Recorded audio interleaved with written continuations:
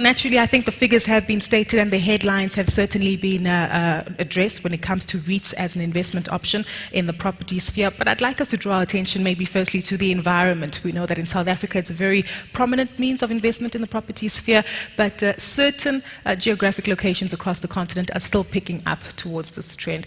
Let's start with your opening remarks with regard to this. In Kenya, I take it you see the landscape changing? Yeah, well, what's been happening in Kenya is that there's been a lot of direct property investment by both retail and institutional investors. On the retail side, there's been a lot of land banking, a lot of speculation, and a lot of residential development. And on the institutional side, we've seen a lot of investment by insurance companies, by pension funds into the retail sector, hospitality, commercial office, and a bit of industrial as well. But it's all been direct. It's been large exposures, large sums of money, and for many developers, because of lack of a liquid property trading market, they've not been able to recycle their money as quickly and as efficiently as they would have wanted. So what's happening now is that in 2013, the Capital Markets Authority gazetted the REITs legislation, which is really providing the backdrop for sponsors, for fund managers, and for property developers to be able to use those regulations to form REIT products. So that's great from the point of view of liquidity, because some of these REITs can be listed. It's great from the point of view of diversity in terms of the offering that you have for investors. And from a return perspective, it's much more, it's much more transparent. So it's going to lead to a much more, enhanced and more transparent sort of trading environment. And it should lead to better returns, all around for both retail and institutional investors. Mm-hmm. Yeah. Fred, I take it you agree, because in the Tanzanian landscape as well, things have certainly changed, where you've aided that development? Yes, the situation in Tanzania is not very different from that of Kenya. There has been a mix of investors, ranging from institutional investors to the retail ones.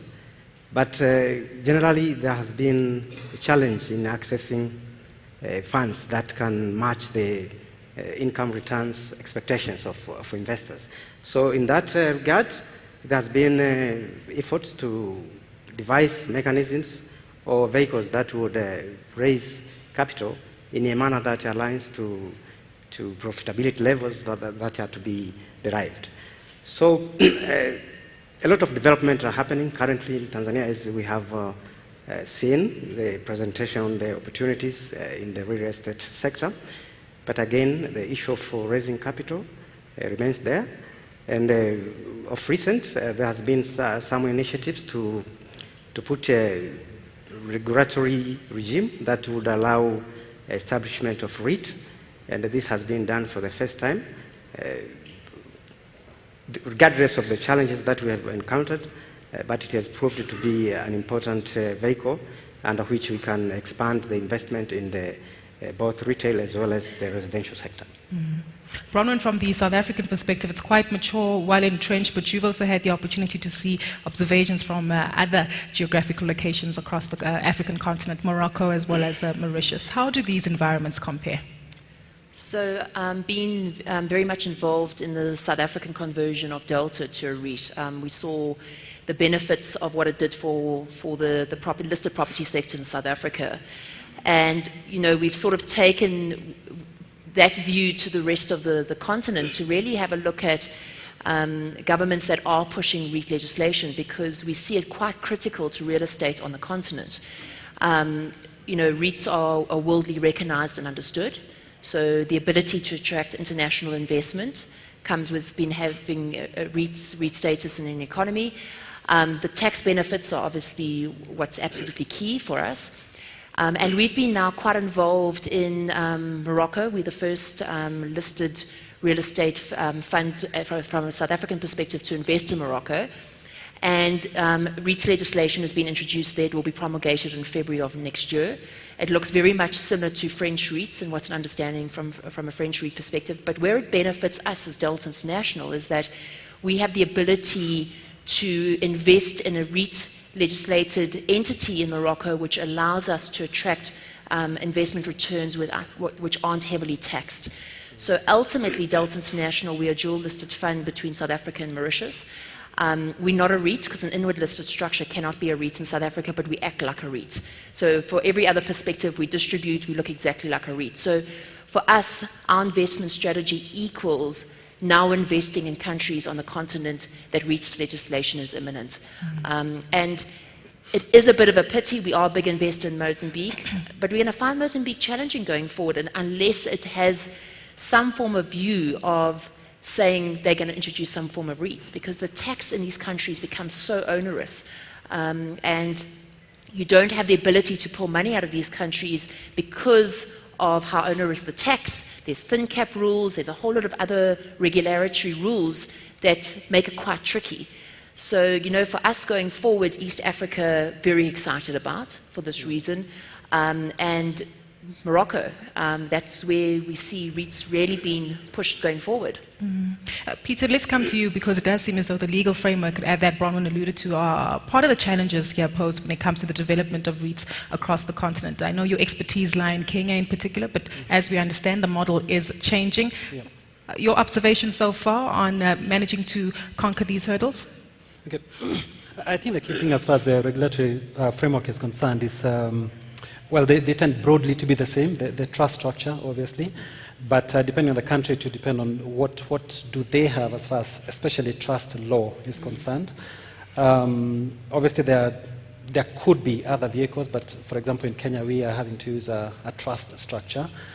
It's taken a bit of time in Kenya specifically, and perhaps I'll use examples in Kenya, because just getting to understand the regulatory framework from the regulator's perspective, first of all, how long they've taken to put it all together, how long they're taking to domesticate what they have come up with.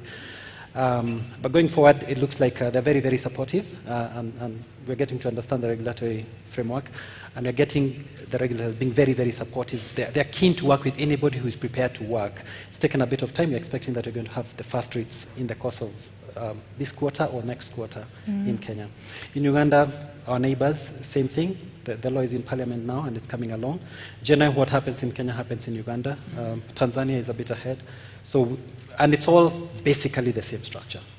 Is that regional focus also something, as you alluded to the trust particular structure of the REITs, a conversation which is taking place across the borders and done intentionally so that investors actually understand the kind of REIT that they're investing in? Fred, Kenneth?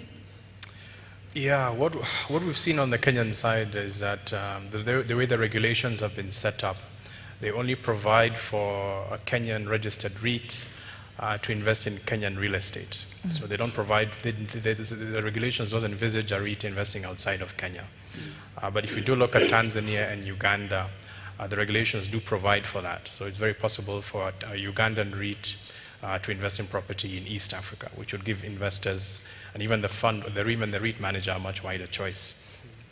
You find that, from a tax perspective, things are slightly different as well. From the Kenyan side, if you look at an income REIT and even a D-REIT, there's a requirement to distribute a minimum of 80% of your net income back to the investors every year. And that is what allows you to qualify for a tax-exempt status from the point of view of income tax. In Tanzania, I think the requirement is 90%, so it's even higher. So there's a bit of harmonization that needs to take place. We've also seen that as well, the different regulators don't appear to be speaking to each other.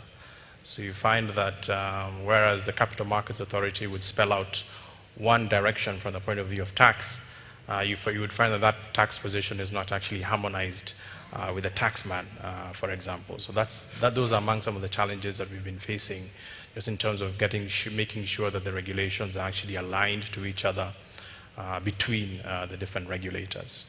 But we feel that it's a starting point. Going forward, we do feel that once we do see several REITs being developed in Kenya, then the regulations will be amended to allow for East African investment. But I think for now, we've got to work with what we have. So we've got to be able to demonstrate to investors that there's proof of concept, the concept actually works, these REITs are working, they're investing, returning money to investors to be able to justify moving outside our borders.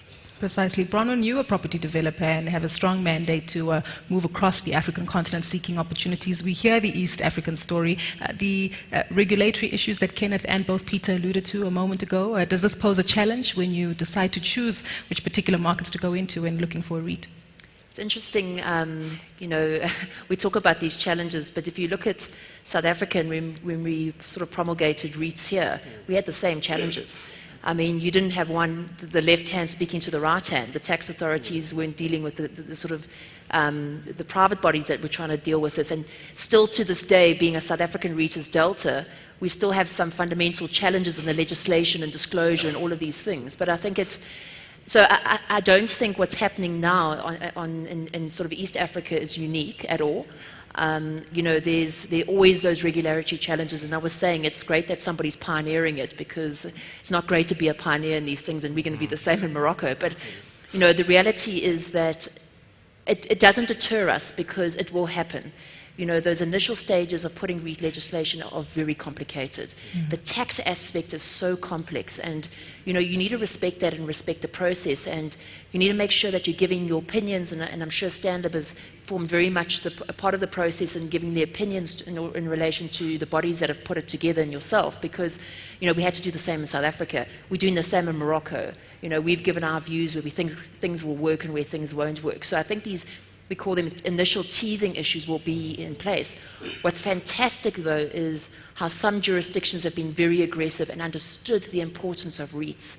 And if we can just get more African countries to understand the importance of forming a real estate REIT, I think we would have gone a long way. And I suppose it's us as South Africans we're the fourth largest REIT in the world as South Africa, which is incredible.